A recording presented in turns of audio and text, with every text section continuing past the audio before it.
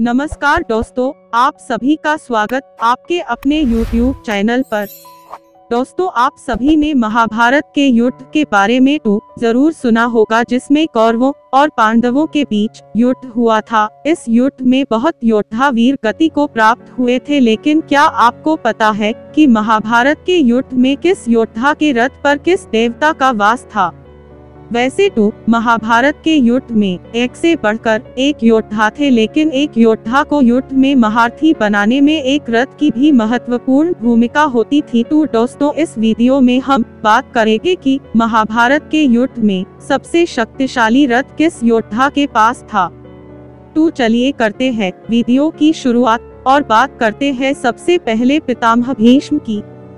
पितामह भीष्म के रथ में इतनी शक्ति थी कि जिसे किसी भी प्रकार से नष्ट नहीं किया जा सकता था। उनके रथ में इतनी शक्ति थी कि भीष्म पितामह यदि अपने रथ से नीचे उतरकर समर्पण नहीं करते तो उन्हें हराना बहुत ही मुश्किल था और उनकी मृत्यु असंभव थी, क्योंकि उनके रथ में 6 प्रकार के घोड़े थे। उन घोड़ों में इतनी शक्ति थी कि जब वे घोड़े चलते थे तो धरती कांपने लगती थी। पितामह भीष्म के रथ को खींच रहे एक एक घोड़े में 22 हाथियों का बल था। भीष्म पितामह को यह रथ उनके पिता शांतनु जी ने दिया था, और जब यह युद्ध चल रहा था तो पितामह भीष्म ने स्वयं ही अकेले ही पांडवों की आधी सेना को ध्वस्त कर दिया था।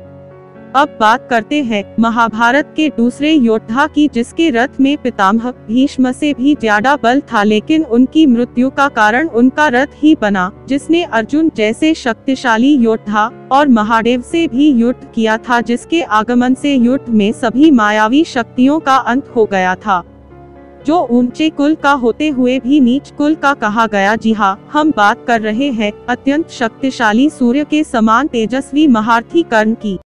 महारथी कर्ण के धनुर युद्ध की प्रशंसा तो स्वयं भगवान श्री कृष्ण जी ने भी की थी। उनके पास अमृत से निर्मित कवच और कुंडल था, जिसको किसी भी दिव्यास्त्र के द्वारा नष्ट नहीं किया जा सकता था। इसलिए महाभारत युद्ध शुरू होने से पहले ही श्री कृष्ण जी ने इंद्र को कहकर कर्ण के कवच और कुंडल उतरवा लिए थे, जिसके बाद सूर्य देव भगवान श्री कृष्ण जी से कहते हैं कि भगवान, यह तो बहुत बड़ा अन्याय है। तब श्री कृष्ण जी कहते हैं, हर कर्तव्य के पीछे कोई ना कोई उद्देश्य जरूर होता है, परंतु आज आपका कर्तव्य है कि युद्ध से पहले हर पिता की तरह अपने पुत्र को कुछ भेंट दे। तब सूर्य देव जी ने कर्ण को अपना दिव्य रथ भेंट स्वरूप दिया, और उस रथ में यह खूबी थी कि वह रथ युद्ध के दूसरे पहर तक अत्यंत शक्तिशाली रहेगा, लेकिन दूसरे पहर के बाद उस रथ की शक्ति विलुप्त हो जाएगी। इसीलिए कर्ण की मृत्यु युद्ध के दूसरे पहर के बाद हुई थी।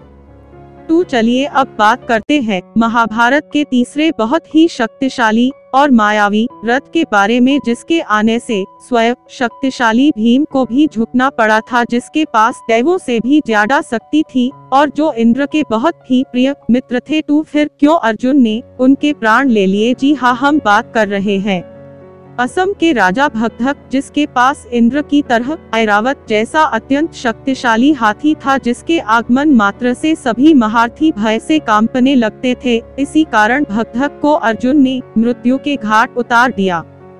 तो चलिए अब बात करते हैं महाभारत युद्ध के सबसे शक्तिशाली रथ के बारे में, जो कोई और नहीं बल्कि अर्जुन का ही रथ था। उनको यह रथ अग्निदेव जी के कहने पर वरुण देव जी ने प्रदान किया था।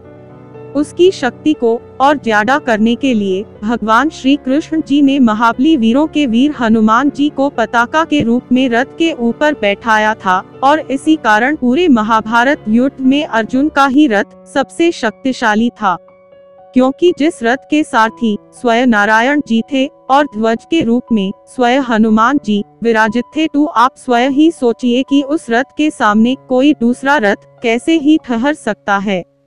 तो दोस्तों, यह वह रथ थे जो महाभारत के युद्ध में अत्यंत शक्तिशाली रथ थे। आपका इसके बारे में क्या कहना है, हमें कमेंट करके जरूर बताएं। आप सभी ने यह वीडियो देखा, आप सभी का बहुत बहुत धन्यवाद।